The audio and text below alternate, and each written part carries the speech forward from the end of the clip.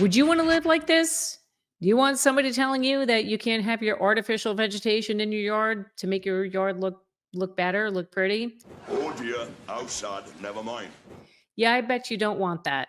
This is another installment of my Never Buy series, and in this video, I'm going to tell you reasons why you should never buy a home that's in an HOA. So let's get started. Okay, before I dive into this, I do want to say that the reason why I make these videos and I say never buy, it's to make you aware of the downfalls, the potential downfalls of what could happen if you were to buy a certain type of house or a condo or a manufactured home. I'm not here to tell you you should never buy anything. I'm getting a lot of comments lately of people saying, oh, so you're telling us we should never buy and we should just rent or live at home with our parents for the rest of our lives? I'm not saying that. I make these videos to help educate you, to prepare you for what to look for when you're buying a home, when you're looking at purchasing a home or a condo, or if you're going to buy a home in an HOA. You need to be aware of all the things, negative and positive. So that's why I make these videos. Again, it's to help you, the consumer, make a good, educated decision on your real estate purchase. So anyway, just wanted to get that little explanation out of the way. Let's get into the reasons why you should never buy a home in an HOA. But again, no hate to HOAs, just pointing some issues out. The first reason is the excessive fees and assessments. Now, Florida has been seeing this issue a lot in the past year or two. And most of these reasons are stemming from that collapse that happened of the Surfside condominium building back in June of 2021, where unfortunately 98 people perished. Florida has now put in a state law that's requiring any condo building that's older than 30 years old, taller than 3 stories, they have to go through inspections. And now these HOAs have to build up their reserves to prepare for these inspections and potential repairs that are going to need to be made. So now homeowners in these condos are being slapped with these assessments for tens of thousands of dollars. Here's a little news clip of a gentleman that lives in South Florida, and listen to what he's been hit with as far as his assessment fees. Howard Konitz never thought he'd be in this situation at 79 years old. We can't afford it.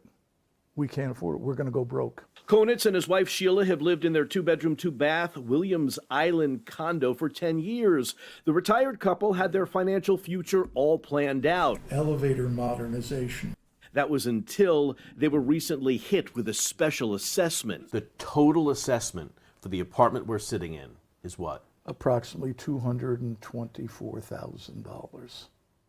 Homeowners in Florida's, condo owners in Florida's, they are facing really trying times right now. And I think a lot of them are trying to sell their condos because they can't afford it. I mean, think about it. Mostly retired people are buying condos in Florida and they're on a fixed income. Who can afford those assessments? And these rising assessment rates, they're just not affecting Florida. They are happening around the country. Take a look at Colorado. There's a community in Colorado that just slapped their residents with a $14,000 assessment fee for new roofs. The thing is, not everybody in the community is going to be getting a new roof. The reason why they're charging people $14,000 is because the money is actually going to build the reserves to help cover the insurance. So apparently the roofs in this community have hail damage. Some of them do need to be repaired, and then they have to also prepare for future repairs when it happens again. So what they're doing is they're building reserves to help cover the difference of what the insurance companies won't cover. So this is a big issue. And you've heard me talk about this a lot, about the insurance rates and,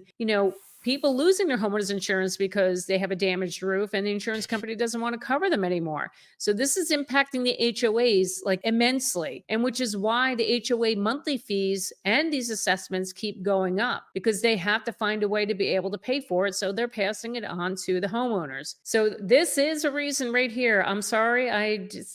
There's one reason I would not want to own a home in an HOA. The next reason is restrictive rules, regulations, and those power-hungry HOA board members. Okay, no shade to the HOA members. Not every HOA is like that. But there's been a lot of stories recently about how these HOAs can get a little bit on their high horse and think that they can just rule the world. Let me take a step back. I know I said I would never buy a home in an HOA, but I have to confess here. I did own 2 properties that were in HOA communities. One of them I just sold recently. Another one I still own. It's a rental/vacation home that we own. Now, when we talk about restrictive rules and regulations, Yeah, I have a problem with that. And this is a reason, this is my opinion, my feeling, my experience, but this is a reason the next house that I buy, I do not want to be in an HOA because sometimes these rules and regulations do they get a little out of hand.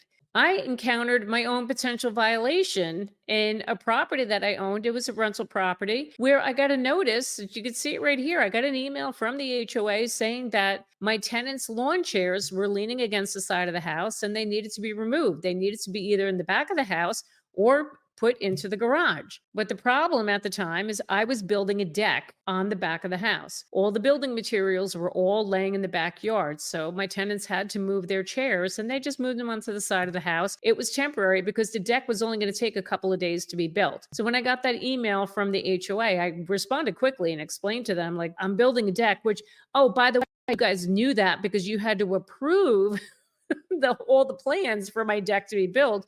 You knew this was happening, yet here they go. They take a picture and they sent it to me and they said, you got to get these chairs out by a certain date or I was going to be fined. Well, guess what? You knew that I'm building a deck and the materials are all back there. And where else would you like them to be put? Because the garage was too tight. There was no room in there for my tenants because they had to fit their cars and the garbage cans and all the other things. So fortunately, it did work out because the deck was completed just in time before that deadline.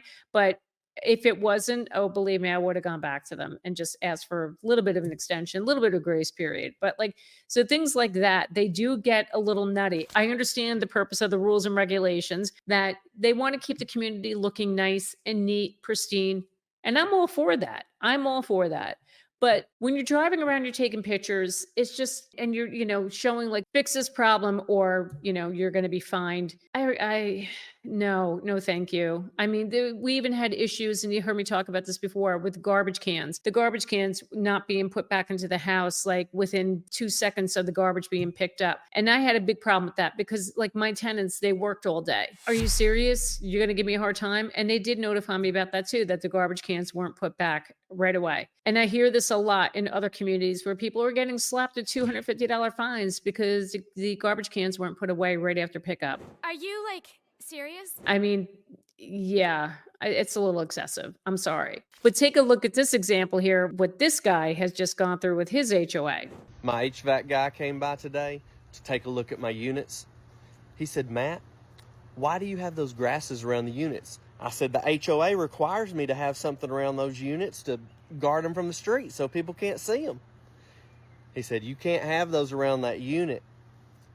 Mess up the back pressure on them blower motors, tear up your units. So yeah, this guy was told by his HOA that he needed to cover those AC units with ornamental grass. The tall grass that you see in landscaping and you see in yards. It looks all pretty and everything, but you come to find out that's not a good thing to put near your AC unit and it could potentially damage it. I understand you want to make things look nice and pretty, but make sure, you understand what could potentially happen. If that's even a good idea to put the ornamental grass around the AC units.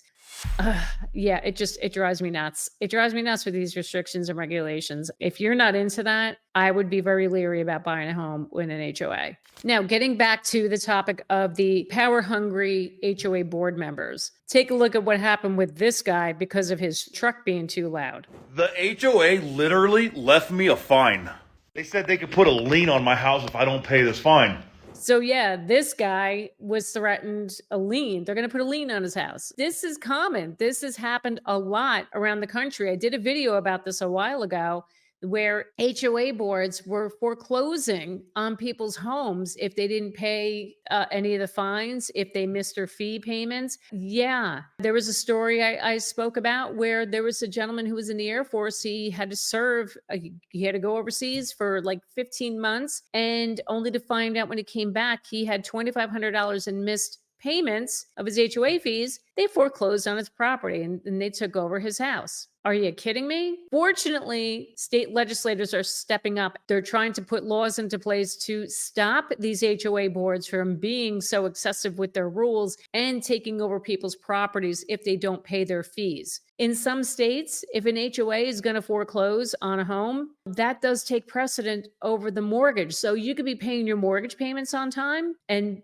you have no issue with the bank, but if you haven't paid the HOA fees, oh yeah, they can foreclose on your home. Fortunately, like I said, thank God, a lot of states are stepping up to take that control away from these HOA boards. It's completely unfair. It is ridiculous. And yeah, another reason why. No, thank you. I wouldn't buy a house within an HOA. And like I said, I know I have one in an HOA right now. That'll be the last time I'm going to have one. I don't want to worry about that stuff. Another reason is the limited privacy. So did you know they can enter your property at any time? Like the property that I own that's in an HOA, they want to go in and check to make sure that my thermostat is set to a certain temperature in the wintertime to prevent pipes from freezing. Okay, I understand that. But I mean, I have people that live nearby. I can have them report back to them. They have the right to enter your property.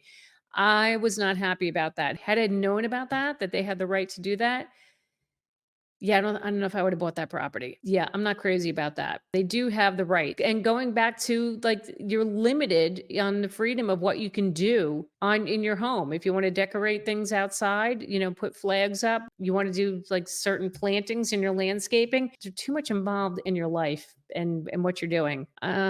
Yeah. No, thank you.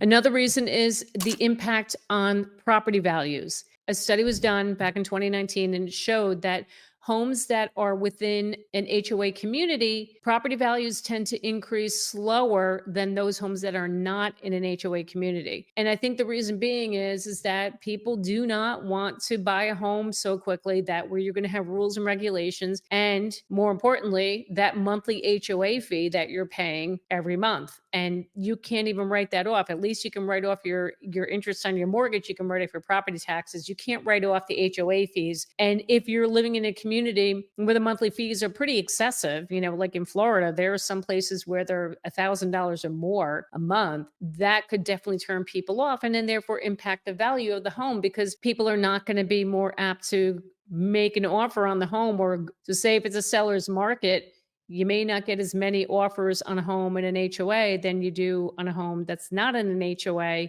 I'm not saying that the values don't increase at all. They do. It's just not as much as if you were to have a home that's not in an HOA. That's something else I would be taking into consideration if you're going to be buying a home in an HOA. And again, that's a reason that I would not want to buy a home in an HOA.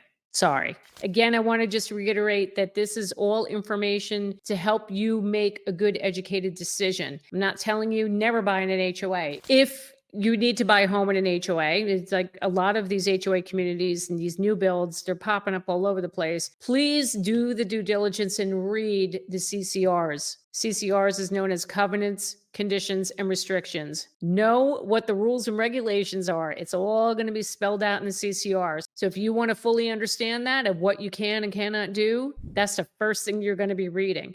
The other thing you need to do is always read the financial reports. Read the minutes from prior HOA meetings to see what's going on, what's happening in the community, what are some pressing issues in the community. Also, take a look at what the future assessments could be. Find out if there's any future assessments. Also take a look to see how much the HOA fees have gone up year over year so you can prepare yourself for that increase. If one is going to happen after you move in, you're prepared of how much to budget for to be able to pay that increase in fees. I'm not saying never, just giving you the cons of this. Do what you will with this information, but I highly recommend that you always do your due diligence and read all of the documents, the bylaws, the CCRs, the financials, all the things before you sign those papers at the closing table. Hey, if you want to know what type of homes you should just never buy, watch us right here. Very informative. You're going to learn a lot from it. Thank you so much for watching me today to get your dose of real estate reality. My name is Jackie Baker, and I will see you next time.